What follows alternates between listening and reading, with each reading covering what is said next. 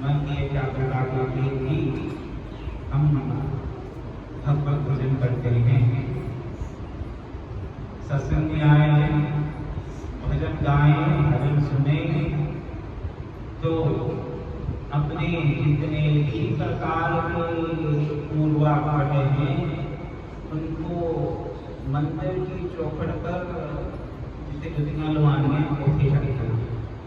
अभी पूर्वाग्रह क्या होते हैं, लोगों को हो सकता ना पता चले। पूर्वाग्रह का अर्थ हमारे दिमाग में, मन में बहुत सी बातें चलती रहती हैं, अच्छी भी चलती रहती हैं, बुरी भी चलती रहती हैं, दूसरों के भले की बातें भी चलती रहेंगी और दूसरों की बुराई की बातें भी चलती रहेंगी। अगर तो बहुत ही निकृष्ट जीव होते, अगर हमारे बहुत ही बुरे कर्म होते तो मनुष्य जो भी नहीं मिलते, फिर तो पशु पक्षियों की होने लगा। और अगर सही में हम बड़े धर्मात्मा हो, पुण्यात्मा हो, हमारे में किसी प्रकार की कोई कमी पेशी, किसी प्रकार का दुर्भाव, किसी प्रकार की पाप वृत्ति ना हो, तो भी हमें मनुष्य जन्म नहीं मिलता, फिर तो देव योनि में चले जाते।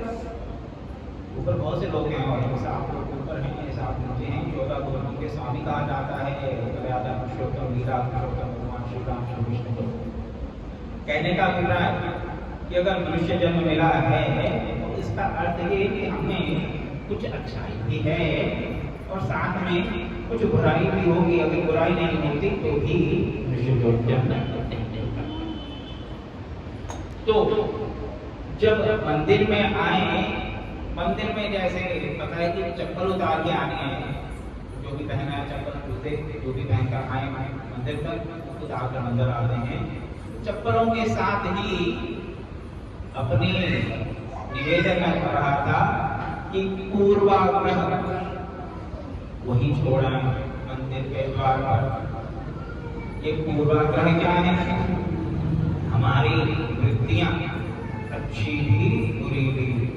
अच्छी वृत्तियों को भी छोड़ना पड़ेगा अगर भगवत भजन करना है। अगर मन में पुण्य कमाने की इच्छा रहे तो भी भजन नहीं होता। बात सुनने में हो सकता आपको अपनी लगे। पुण्य अर्जित करने की जिसकी लालसा बनी रहती है वो भांति भांति के कर्मों में अवश्य लगा रहता है। वो व्यक्ति, वो जीवात्मा पुण्य कर्म अवश्य कर सकती है, लेकिन जिसकी वृत्ति बाहर की तरफ है कि मैं ये भी कर लूं, ये भी कर लूं, वो भी कर लूं, वो क्या अपने भीतर बैठे हुए भगवान को देखने की चेष्टा करेगा? उनसे भी नहीं। सत्संग करने वालों के लिए ऐसे ही कईयों की वृत्ति देखी जाती है, मैं अच्छे भी चल जाऊं, अच्छे भी चल जाऊं। फिर ये अपना ग्रंथ पठन के लिए मैंने ये पुराण भी पढ़ लिया, वो पुराण भी पढ़ लिया, ये वाला काव्य शास्त्र भी पढ़ लिया, ये वाला दर्शन पढ़ लिया। छोटे से लेके बड़े तक लोगों की ऐसी वृत्ति हो जाती है, सम्मान पे लगे। ये बातें मैं आपको बता रहा हूँ। फिर तीर्थ यात्रा, मैं फलानी थाम की हो आया, मैं फलानी थाम की हो आएगी, जितने सारे तीर्थ फिर क्या क्या अहंकार की वृत्ति हुई, अहंकार का हुआ। अगर सारे तीर्थ कर रहा है तो गली गली मल्ले मल्ले गड़ाई मिले और गली समांतरे में सारे तीर्थ कर रहा है, सारे तीर्थ कर रहे हैं। बात समझ नहीं है। मैं तीर्थ यात्रा को मना नहीं कर रहा, मैं ग्रंथों के पठन को मना नहीं कर रहा, जगह जगह जाकर सत्संग करने को भी मना नहीं कर रहा, परंतु हमारी वृत्ति कहाँ है वो तो केवल हम ही जानते हैं, कोई दूसरा व्यक्ति नहीं जान सकता।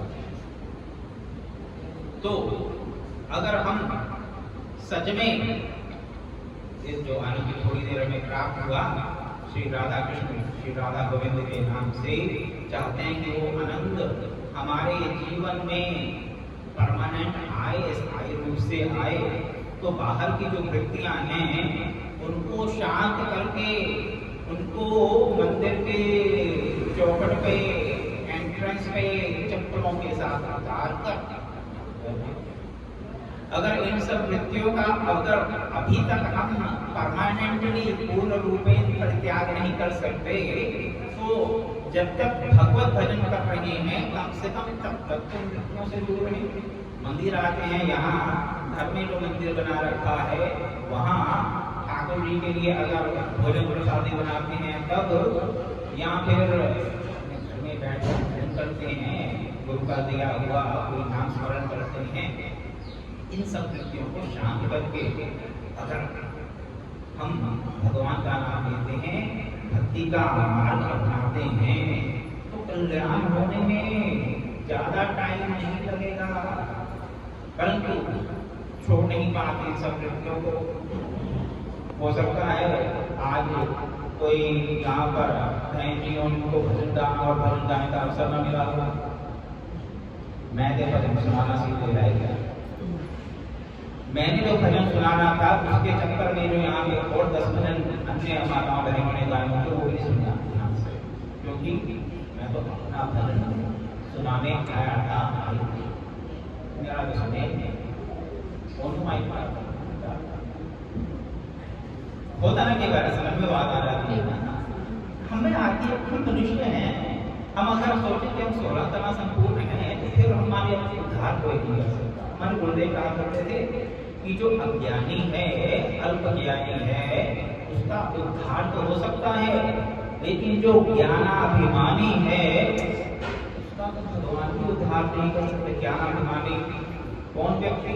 वो जो ये सोचता है कि दुनिया में 1.5 अकल है, एक मेरे पास है और बाकी की जो आदि सब जो अकल है पूरी मनुष्यता में बनी हुई है।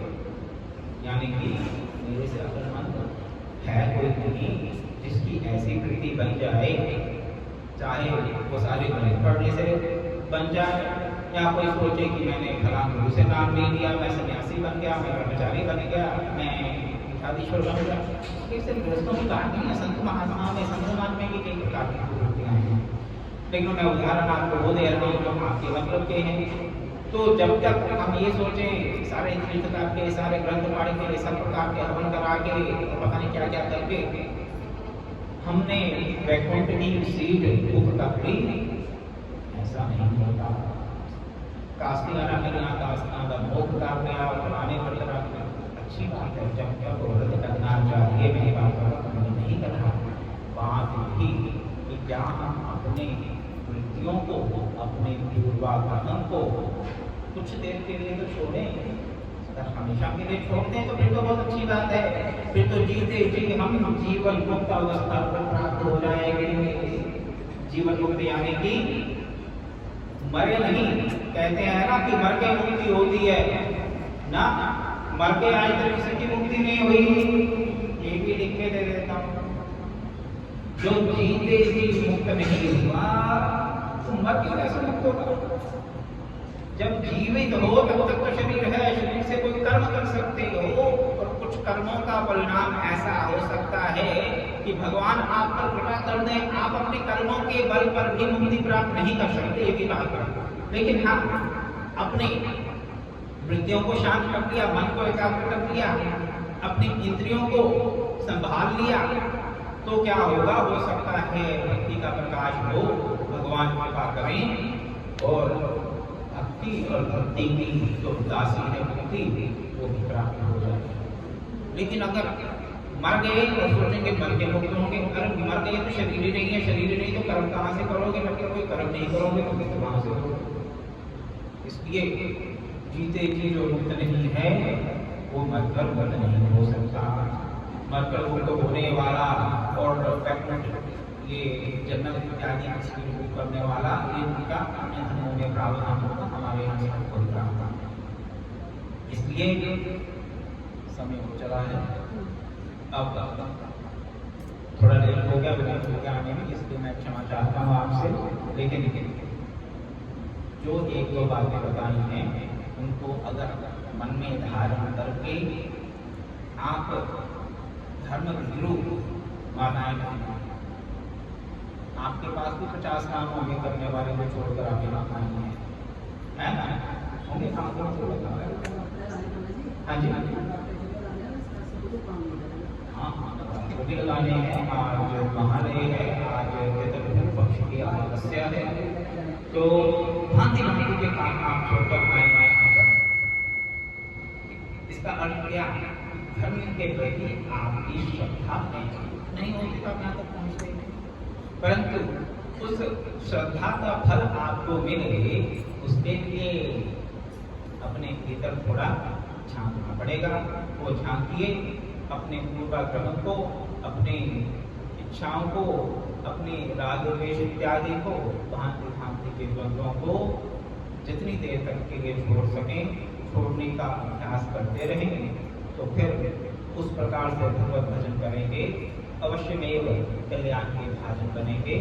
इन्हीं शब्दों के साथ ओम पूर्णमदः पूर्णमिदं पूर्णात् पूर्णमुदच्यते पूर्णस्य पूर्णमादाय पूर्णमेवावशिष्यते।